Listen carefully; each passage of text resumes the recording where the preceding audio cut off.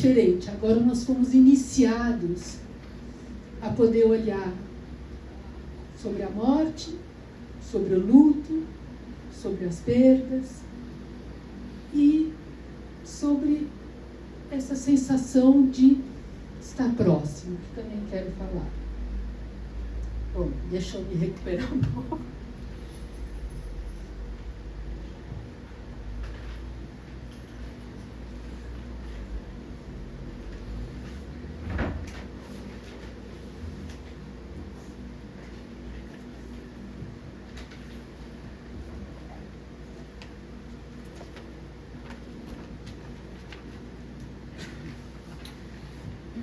Sensação de proximidade que a gente tem nesse olhar, isso que a gente sente, que parece a gente não é mais só a gente é a gente, né? O Rinpoche sempre deu muito valor. O Rinpoche sempre falou muito sobre a importância de sentir-se próximo. E ele alertava que nós não tínhamos muito mais essa sensação. Nos faltava essa sensação, né? Então, muito do livro eu falo sobre isso, sobre como... Isso, lembrar a importância de sentir-se próximo. E aí, quando eu estava preparando o que eu ia dizer hoje, eu lembrei uma cena muito incrível, que existem umas grutas na Índia, que muitas pessoas talvez já foram, que se chama Jante Alora. E essas grutas são grutas sagradas, enfim, eu não vou entrar em detalhe, mas nós estávamos indo em direção a essas grutas. Eu estava no ônibus com o Rinpoche, e o Rinpoche sentou do meu lado, quer dizer, eu sentei do lado dele, né? E aí ele virou para mim e falou assim: quando vamos encontrar algo importante, primeiro olhamos olhos nos olhos, depois sorrimos, depois abraçamos e então entramos em união com essa experiência.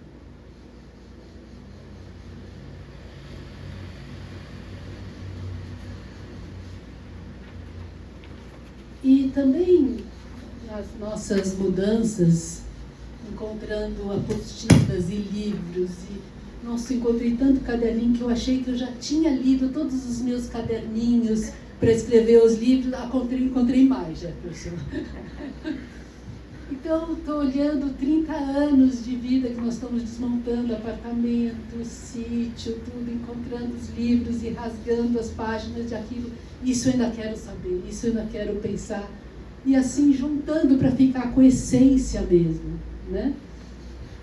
E aí eu encontrei uma apostila do Cláudio Tipulo, de 1994, que o Cláudio dizia assim: quando encontramos o nosso lama pela primeira vez, simplesmente olhamos.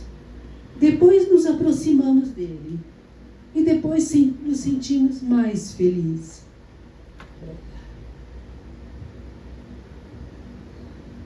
Depois começamos a fazer algo junto com ele. Então começamos a manter um nível de comunicação mais profundo. Eu gostaria, se for pretensão, ok, é uma boa pretensão. Eu gostaria que esse livro fosse um livro vivo assim. Que primeiro você olha, fala, nossa, o que será que tem aqui? Aí de alguma maneira tem fotografias, né? Daí dá um sorriso. Depois de alguma maneira você pega o livro com você. E que ele possa, à medida que vocês forem lendo, se transformar numa experiência de transformação profunda, para ler com calma. Todos os meus livros podem ser lidos de maneira oracular. Não precisa ir do início. Vai no índice, aquilo que foi melhor, né? Então, tem muitos pacientes aqui, pacientes amigos, que eu estou olhando emocionado. Alguns é a primeira vez que eu encontro pessoalmente, né, Elô? Alguns eu já conheço, mas faz 3 anos que a gente não se abraça. Então, essa sensação de poder se sentir próximo, mas parece que a gente quer um pouco mais próximo. Parece que a gente quer colocar alguma coisa dentro da gente. Não que nos falte, mas é porque ela tem valor e ela vale a pena de ser guardada.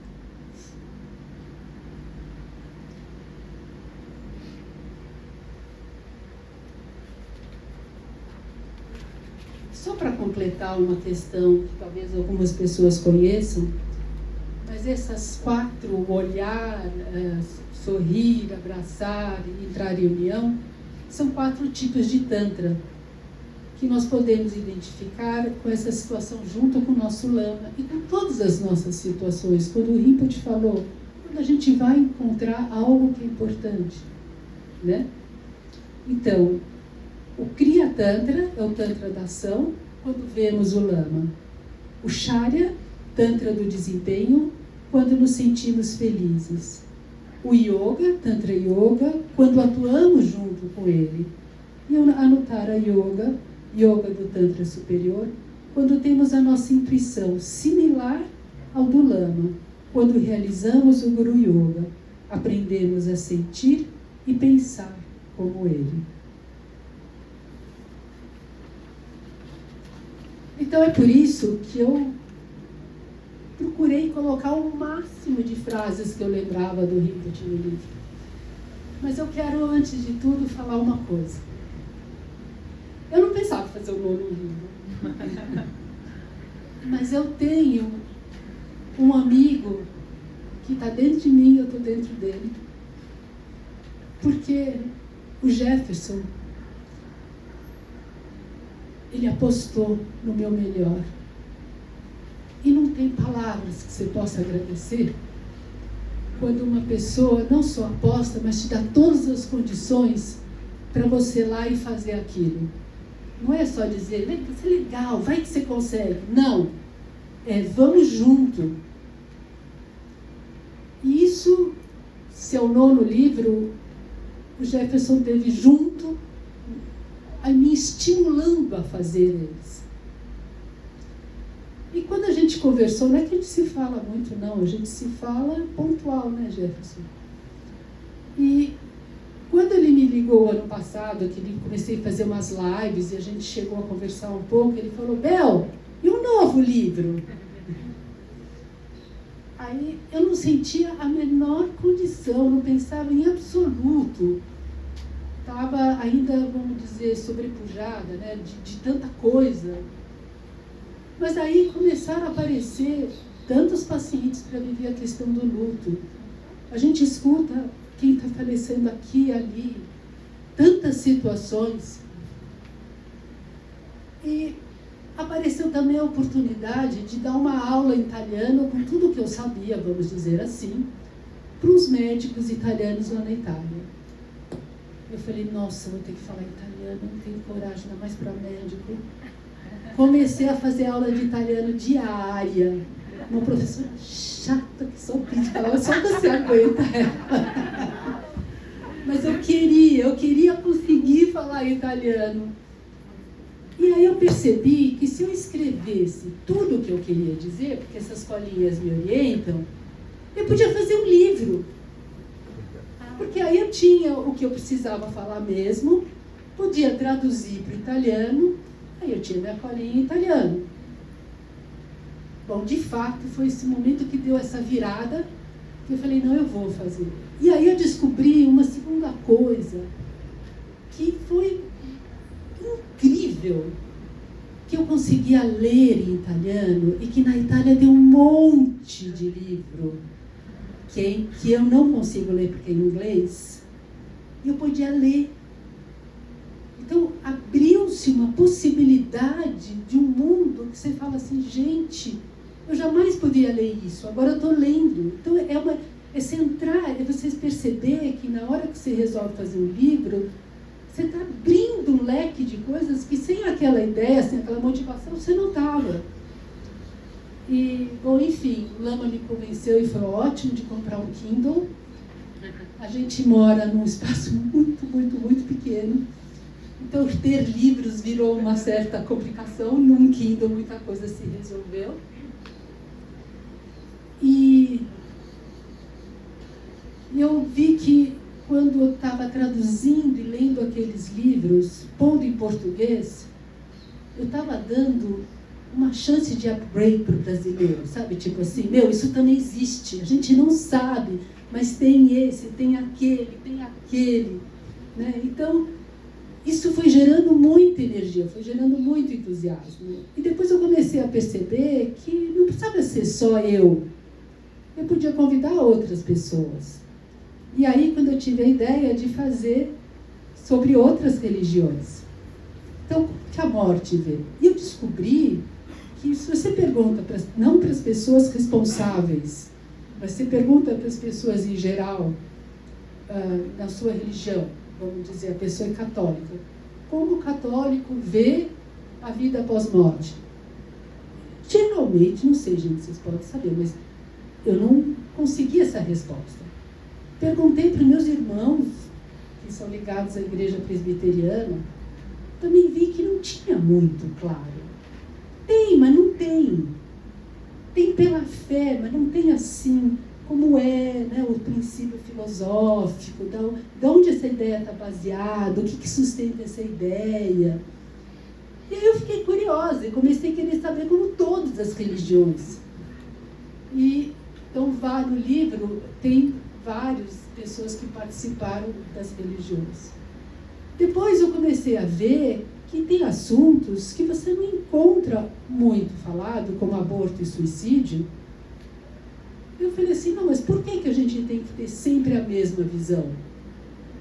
E aí eu comecei a ler sobre aborto, suicídio, consegui sobre suicídio um psiquiatra italiano, entrei em contato com ele, o cara respondeu, não, assim, parece que o mundo existe, você não está mais sozinho ali, tendo que ir numa biblioteca, nos seus livros. Parecia que esse livro, muita gente estava podendo conversar comigo. Isso me ajudou muito a sentir que eu estava realmente fazendo uma coisa boa. E teve uma coisa que eu queria compartilhar, que foi sobre o aborto. O aborto, por mais que ele é discutido e falado, enfim, até como tema político e tudo mais, eu descobri que o aborto não é falado entre ninguém, tal como a morte. E aí eu pesquisei um pouco mais e encontrei um livro, vocês vão ler tudo isso, só estou compartilhando as coisas que para mim foram muito legais. E eu pesquisei um pouco mais e eu descobri que no Japão existem estátuas que representam a criança que foi abortada, intencionalmente ou não. Chama Jizo. Então, eu falei, gente, elas estão nos parques, nos lugares sagrados, e cada estátua é de uma criança. Eu falei, tá vendo como dá para integrar? Por que a gente tem que viver assim? Essa é a sensação que eu quis dar como exemplo para dizer, a gente vive mais encolhido do que precisa. A gente pode mais. Mas se a gente pode mais, se a gente topar falar daquilo que ninguém quer falar, né? E olhar e falar com alguma coisa a mais, não aquilo que já está óbvio. Se eu estiver falando alguma coisa que eu já sei, não vai tanto. Mas se eu começar a ver outras pessoas, o que outras pessoas dizem, como é, e um pouco mais, eu senti que eu consegui nesse livro isso, né? E um pouco mais.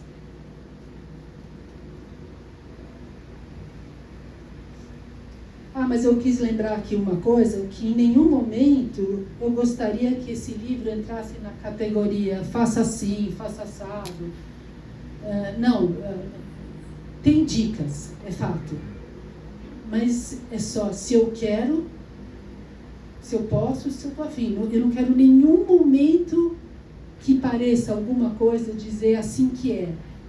Não, é para entrar nisso como uma coisa a explorar dentro de si o que aquilo tem. Eu rio de falar, Se eu disser alguma coisa que não tem a ver com você, não, se eu disser alguma coisa, você gostou, deixa eu entrar. Se não tem a ver com você, por que você deixou entrar?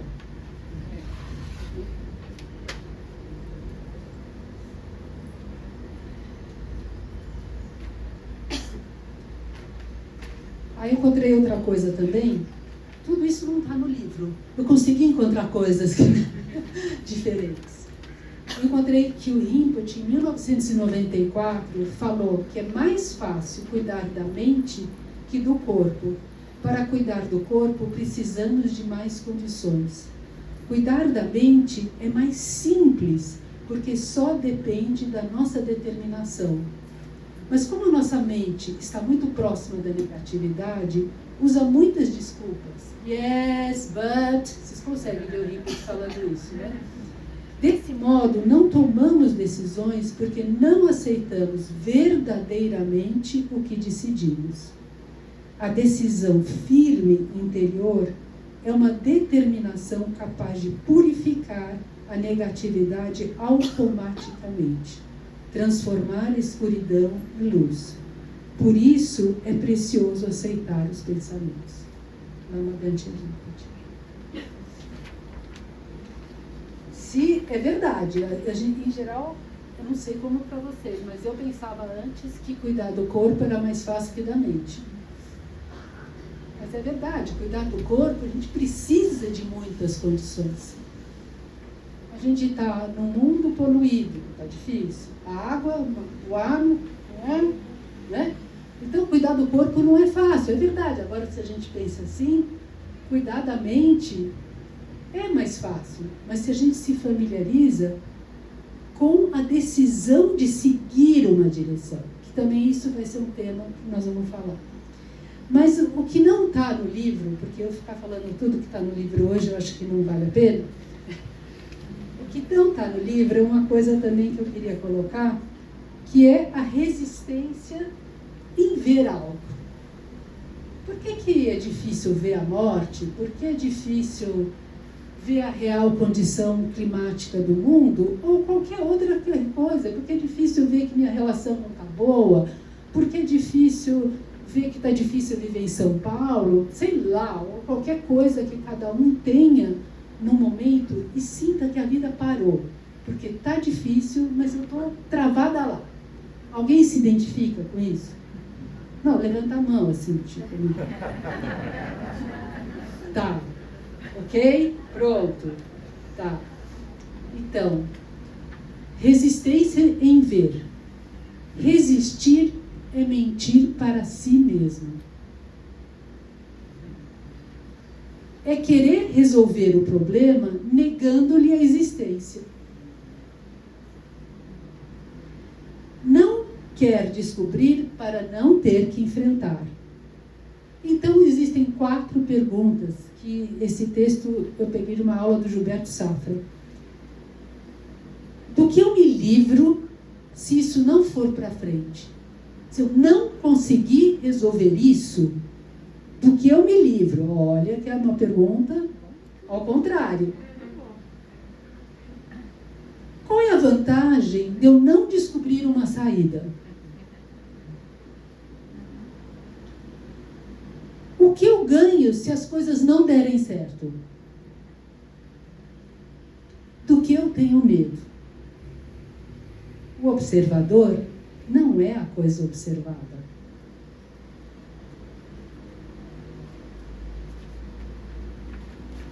Bom, isso aqui vale uma palestra, mas deixa quieto. Se o Lama Michel vem aqui...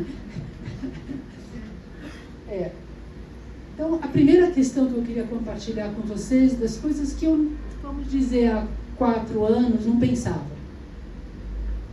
Então, essa é uma questão. A outra é uma frase que eu criei na época, quando o Rinpoche estava doente, porque algumas pessoas diziam, não, ele vai superar, não, ele vai superar. Era como dizer, não era ser boa pessoa pensando que ele não superaria. E outras pessoas falaram, estou morrendo de medo, não vai dar certo.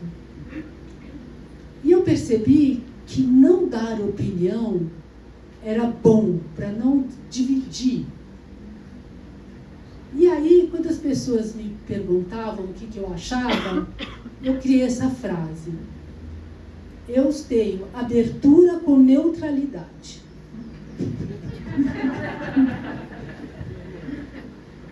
Então, eu estou para olhar mais. Hoje está assim, amanhã está assado. Eu tô olhando. Mas com neutralidade, eu não estou julgando. Isso foi uma coisa assim que ajudou muito, né? Isso depois vocês vão ler mais na página 77.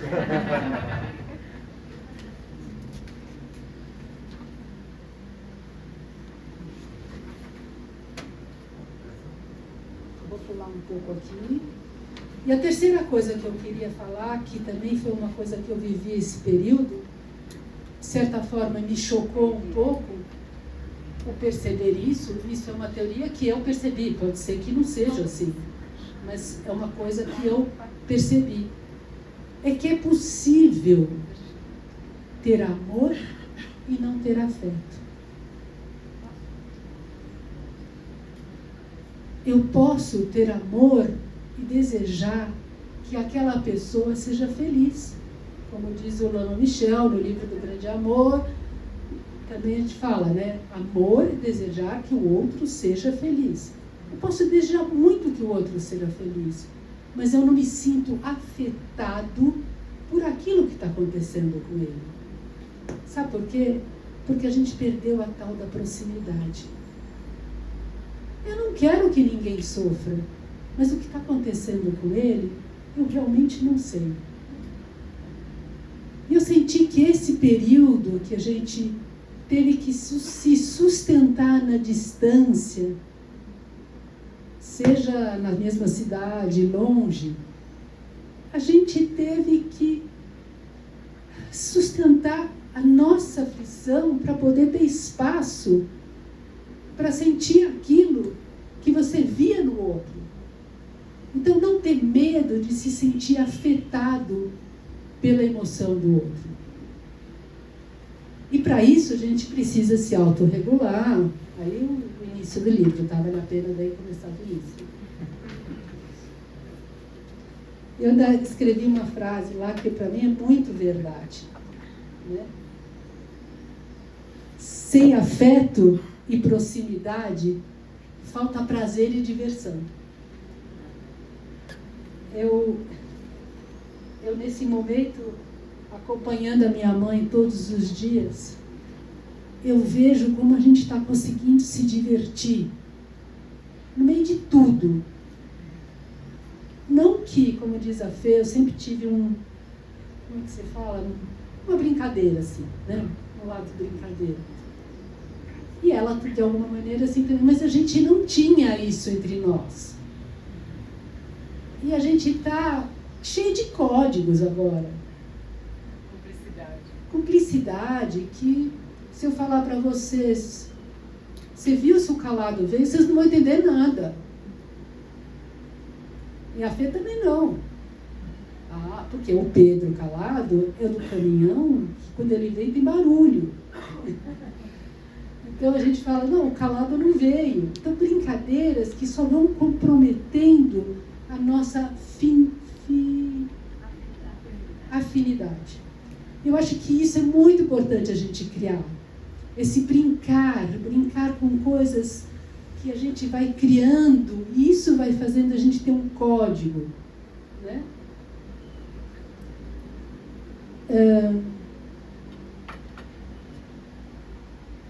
Outro dia eu virei para minha mãe e falei, mãe, a vovó, a mãe dela, viveu há poucos meses, 100 anos, né? Eu falei, mãe, a vovó, com 90 anos, ainda tinha 10 pela frente. Ela falou, que horrível! A gente pode rir, ela não quer ir, ela quer estar aqui, eu sei. Mas assim, permite falar e a gente ri, está tudo certo, não tem nenhum julgamento. Né? Bom, então eu só queria concluir com isso, de que estar bem não é sentir legal. Estar bem é se sentir em condições de estar lidando mesmo com aquilo que é chato, desagradável, mas eu consigo me sentir comigo, eu dou conta. A gente tem vivido situações, Pete e eu, muito chatas, muito. E você fala assim, você segura, eu seguro, mas a gente está bem. Então, eu acho que essa conquista desse novo jeito de olhar o que é estar bem. Estar bem, eu consegui me sustentar numa situação onde eu não estaria bem. Outro dia, uma paciente, não sei quem foi, acho que foi, comentou assim, eu acho que eu sinto culpa quando eu estou bem. É super comum, super comum. Eu devo estar, não devo estar vendo alguma coisa, estou assim. Por quê? Porque a gente não identificou ainda o que é estar bem. Então, estar bem não é se sentir bem somente. Eu estou bem. É estar bem dentro de você, porque você sabe que você é um lugar seguro. E se não for, você agora, depois do livro, vai saber que você tem que procurar um lugar seguro, uma pessoa segura, e o teu corpo aí vai entender que está seguro. Não é que a gente tem que, mas a gente pode estar bem. Mesmo em situações muito tristes, chatas, que a gente, de alguma maneira, porque a gente não quer lidar, a gente não lida com aquilo e fica preso ali mesmo. Né? Então, eu queria saber se vocês têm alguma pergunta que vai me ajudar também. Vou poder estar aqui um pouquinho.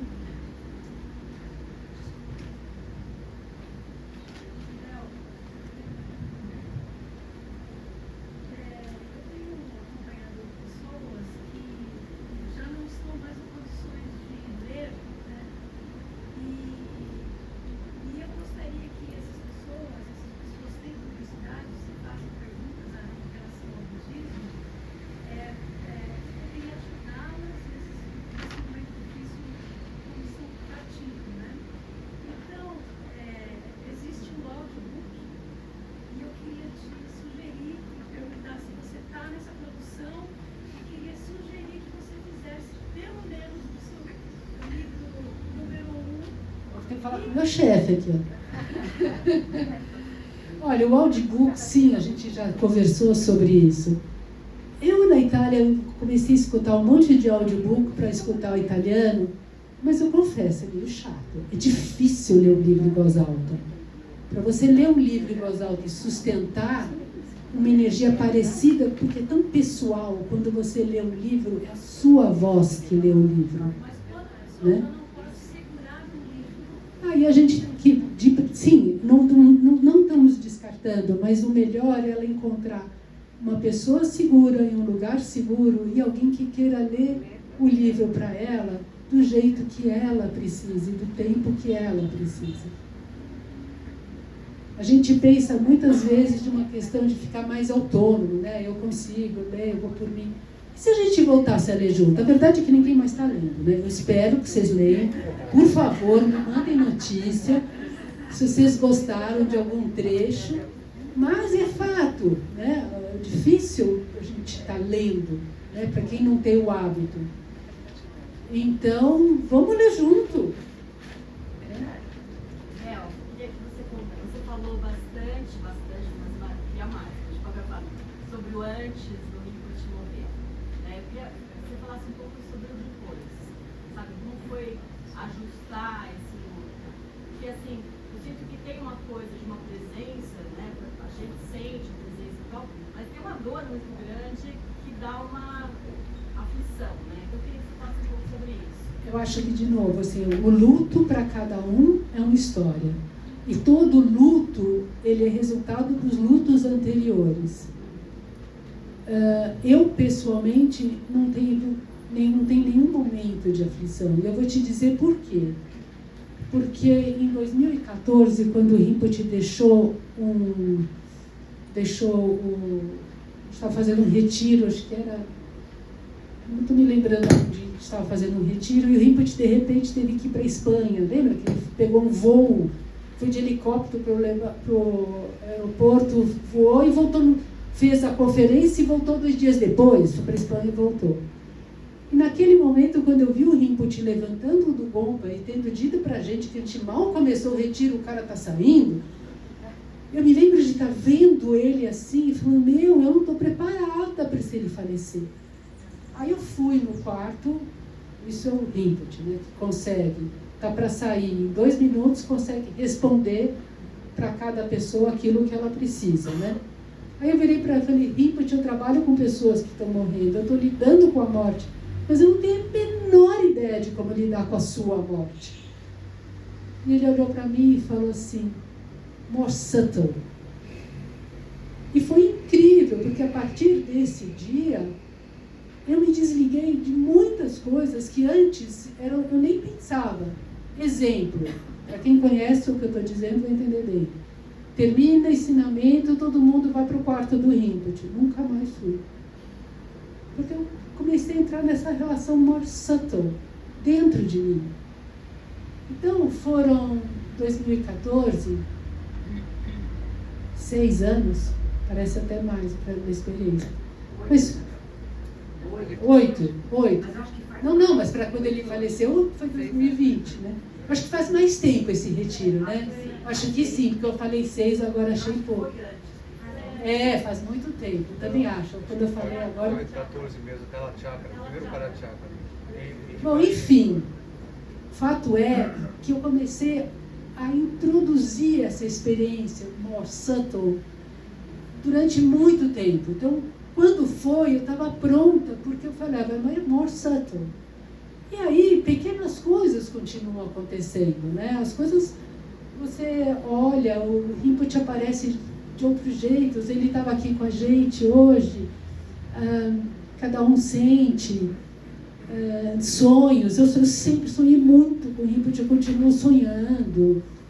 Então, de alguma maneira, isso foi fácil. Outras pessoas não, tiveram pessoas que realmente freak out, né? E, enfim, eu acho que também o fato de estar lá, eu senti que eu podia colaborar, que foi quando a gente não tinha decisão de ficar na Itália, foi quando o Rinpoche faleceu, que então a gente falou, não, agora é hora de ficar aqui, né? E ajudar aqui. E aí, realmente, eu ajudei, tive com várias pessoas para ajudar a lidar com esse luto, né? Então, acho que a gente, não sei se eu te respondi, mas eu acho que é manter no more subtle, né? E põe um mantra. Eu vou te falar mais uma, que também é criatividade, para mim funciona, sempre funcionou.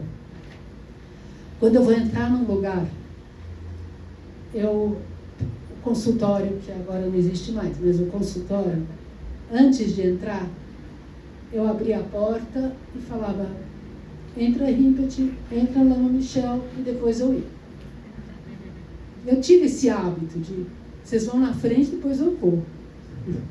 Aí uma vez eu perguntei para o Rinpoche, falei, Rinpoche, eu faço isso. Ele falou, it works. Então funciona, entendeu? Então assim, não põe ele longe.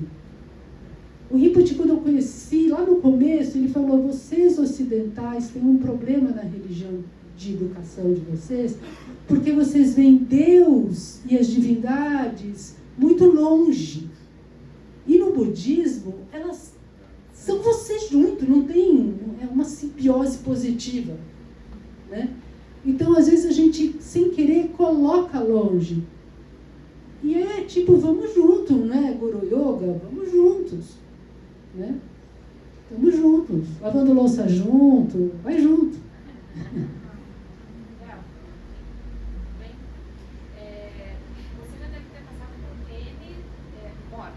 Sim. Mas dá a impressão de que a morte do Rinpoche é a que você mais circula, é o foco, o principal, o que mais você se baseia. No seu livro também? Não, acho que não. Parece que é mais importante? Não, é que é mais importante a do Rinpoche para a comunidade que a gente está aqui. E como a gente sanga, não tinha se encontrado ainda, depois do Rinpoche, a sensação que eu tive que eu era a estrangeira, sabe? Tipo, veio de fora e pode contar como foi. Mas, sem dúvida, todas... Olha, não existe morte igual, não tem luta igual. É tudo... Mais fácil, mais difícil? Não tem mais fácil, não tem mais difícil. Tem mais difícil fisicamente, sim. Mas não é porque a pessoa está indo bem fisicamente que é mais fácil. Eu acho que tem mais aceitação e outras com menos aceitação, isso sim. Tem umas que vão redondo. Outras ainda fica alguma coisa puxando. Não sei se eu te respondi melhor. Vai te falar um pouquinho. 2005, eu lembrava. Uhum. Pode falar um pouquinho como foi ilustrar o livro, como foram as pinturas? Ah, obrigada pela oportunidade. Bom, eu sempre fiz muito tricô. E eu sempre procurei, isso eu estou falando especialmente, o Gelek Rinpoche falava, descanse a sua mente numa experiência sensorial. Então eu sempre busquei alguma coisa que eu não pensasse muito, que não usasse muito a palavra, que fosse mais na sensação. E aí eu fazia muito tricô, fiz muito tricô. Aí eu tive um problema no braço, não podia continuar fazendo tricô. Aí eu falei, eu preciso achar uma outra coisa para que eu possa descansar a minha mente. E aí comecei com aquarela. Super, se vocês lembram do último lançamento, já tinha um marcador bem simplesinho, mas já estava lá, né? E aí a aquarela continuou fazendo parte. Então, como eu trabalho muito com a fala, com a mente, com as sensações, faltava a intimidade de algum lugar onde tivesse só eu comigo me sustentando na minha sensação sensorial. Tem gente que consegue fazer isso meditando. Eu nunca consegui. Acho que todo mundo sabe que é público notório que eu não consigo. Todo mundo já sabe que eu não vou para ali. Ele já virou, né? Já saiu do armário faz tempo. Mas eu sinto que quando eu estou pintando aquarela, eu descanso a mente, eu entro na experiência. Então eu sempre quis, todos os livros, todos não, mas a partir de um momento, acho que foi de qual livro, agora eu não lembro, que começou por ilustrações, fotografias, para que a gente possa, no livro, também ter a sensação de descansar a mente numa sensação que chega, e não eu ter que estar sempre pondo energia. Isso é a sensação rápida, que eu não vou explicar agora, está lá no livro. Mas a aquarela, ela dá o tempo para que aquilo que está dentro ter uma expressão fora. Então, do mesmo jeito que para mim escrever me organiza, pintar aquarela também. Tem um momento que eu acho muito lindo para te responder mais profundamente essa pergunta, que tem eu falo no livro, tem uma terapeuta que chama Marion Milner. Talvez algumas pessoas já tenham ouvido falar dela. E ela foi uma arte-terapeuta na mesma época do Winnicott, inglesa, e ela dizia assim, que a gente tem que quando você pinta, você tem a oportunidade de ter um papel que recebe o seu gesto. E que às vezes a gente não teve isso em vida. Alguém que recebesse o nosso gesto. Então a gente tem que ter um papel muito bom e custa caro. Porque quando você pega um papel que recebe a sua intenção, e aquilo sai, lógico, diferente do que você imaginava, mas ele te recebeu, tem uma organização interna, tem uma coisa tão boa. Então é isso, eu pinto para não pensar. E para sentir esse junto. Então, que essas pinturas cheguem para vocês também assim. Posso fazer uma pergunta para vocês aqui? Bem interessante. Nesse momento que a pandemia começou, foi uma sensação rápida, todo mundo pensou, vai ser rápido. E depois a maturidade do processo foi trazendo, opa, não é tão rápido não, a morte se aproxima, e houve essa recolocação dos espiritualistas, espirituais, dentro desse processo. E de repente vocês perderam, como você está falando, o teu líder, o líder de vocês espiritual, e de repente aquela semente que ele deixou, ele falou, agora é com vocês. Vocês tiveram que dar esteio, como todos tiveram, para milhares de pessoas. Como é que vocês acenderam? Bom, quando você sai de uma, mas encontra outra tão boa quanto, é fácil, né? O Lama Michel, todo mundo já se sentia seguro com ele. Sem o Rinpoche, caiu todo mundo no jardim dele. Aqui a gente fica. Então, assim...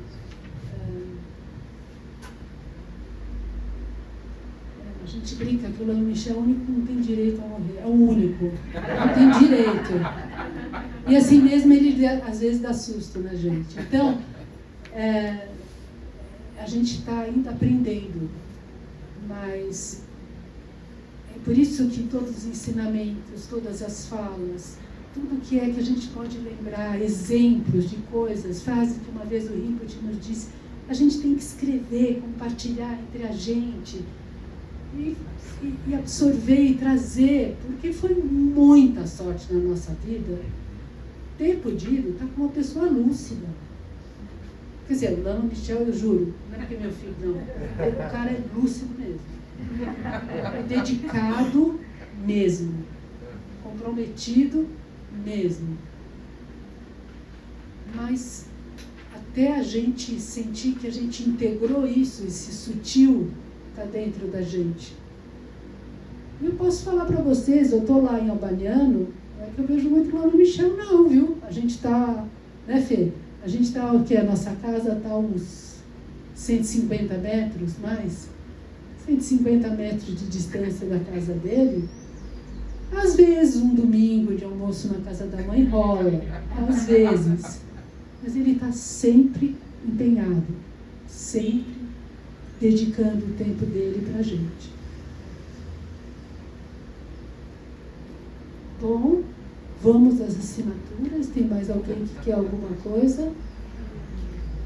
Eu fiquei pensando assim, como é que você, qual a sensação, você foi convidada a abrir o primeiro centro do Navegante no Ocidente. Aí passou toda essa história. Qual é a sensação que te dá nesse percurso? Você tinha noção do tamanho da... Não, nem tenho, assim, é uma coisa que a gente não... A gente está mais no fazer do que olhar o resultado, né? Mas o que eu tenho sentido é que agora, na fase onde eu estou agora, e eu agradeço todos os dias que o Pete está comigo.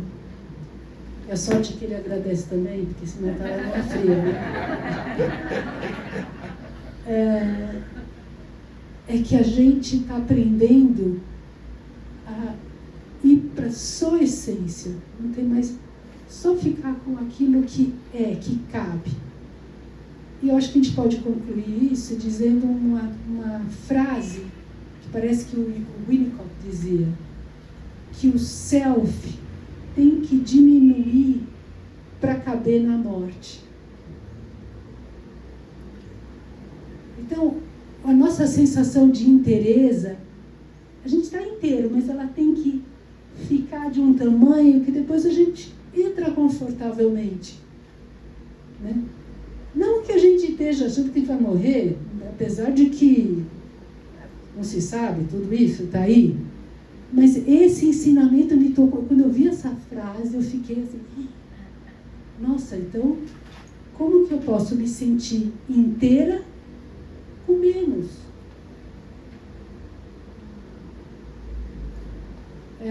Eu acho que é esse o nosso mote. Tá bom? Então, agradeço a todos e vamos agora escutar